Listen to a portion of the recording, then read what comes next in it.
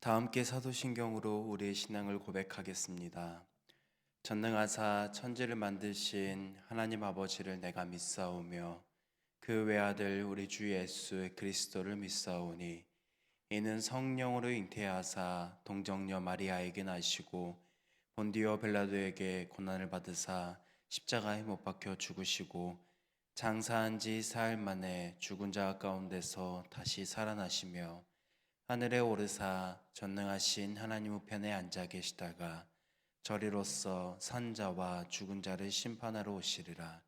성령을 믿사오며 거룩한 공예와 성도가 서로 교통하는 것과 죄를 사하여 주시는 것과 몸이 다시 사는 것과 영원히 사는 것을 믿사옵나이다. 아멘. 우리 찬송가 449장 같이 찬송하시겠습니다. 찬송가 449장입니다. 예수 따라가며 우리 같이 찬양하겠습니다. 찬송가 449장입니다. 예수 따라가며 복음 순종하면 우리 행할 길 완하겠네. 주를 의지하며 순종하는 자를 주가 늘 함께 하시리라.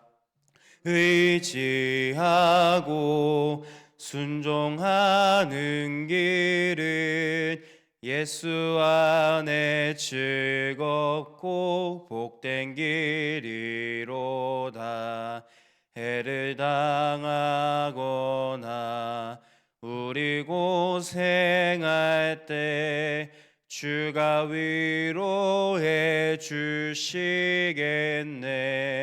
주를 의지하며 순종하는 자를 주가 안위해 주시리라. 의지하고 순종하는 길은 예수 안에 즐겁고 복된 길이로다. 남의 짐을 지고 슬픔 위로하면 주가 상급을 주시겠네. 주를 의지하며 순종하는 자를 항상 복 내려 주시리라. 의지하고 순종하는 길은 예수 안에 즐겁고 복된 길이로다. 우리 받은 것을 주께 다 드리면 우리 기쁨이 넘치겠네. 주를 의지하며 순종하는 자를 은혜 풍성케 하시리라. 의지하고 순종하는 길은 예수 안에 즐겁고 복된 길이로다. 주를 힘입어서 말씀 잘 배우고 주를 모시고 살아가세.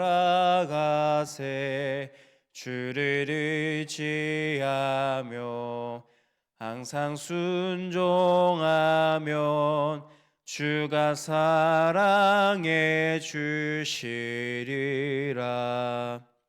의지하고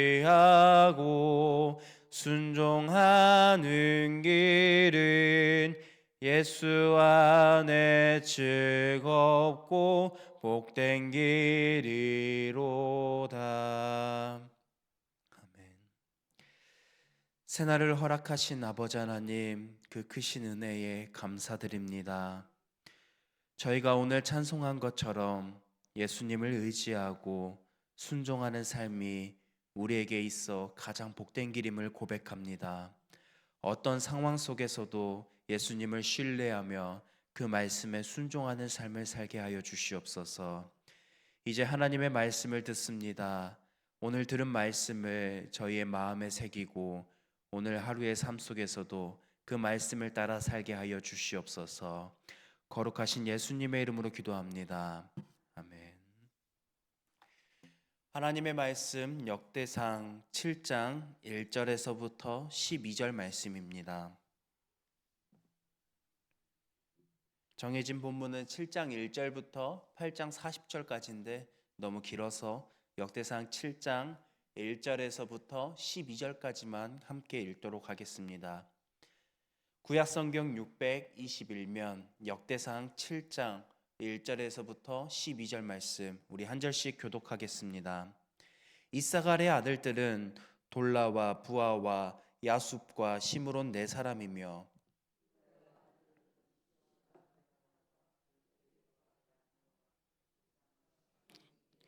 다 그의 아버지 돌라의 집 우두머리라.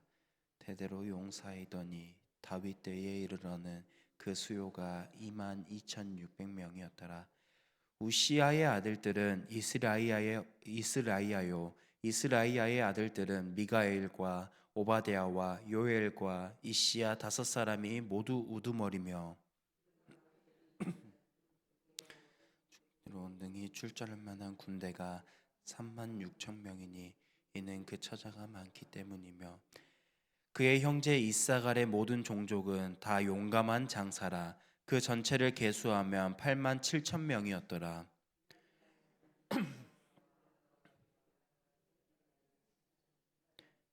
벨라의 아들들은 에스본과 우시와 우시엘과 여리목과 이리 다섯 사람이니 다 그 집의 우두머리요 큰 용사라. 그 계보대로 계수하면 22,034명이며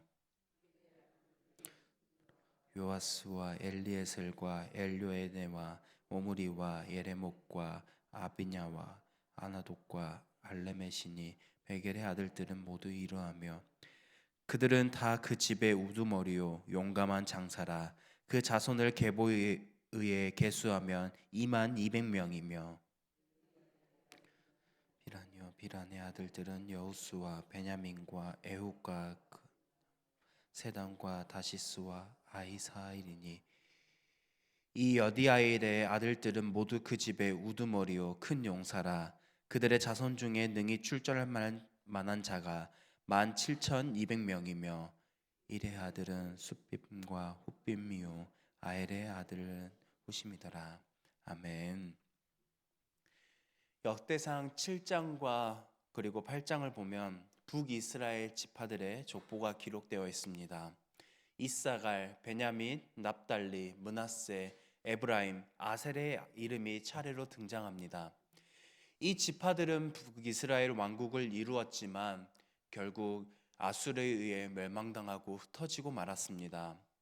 성경은 그들이 하나님 앞에서 우상 숭배와 불순종에 빠졌기 때문이라고 말합니다. 북이스라엘 사람들은 하나님께서 선지자를 통해서 경고하고 책망하셨지만 그들은 그 경고의 메시지를 듣지 아니하였고 회개하지 않았습니다.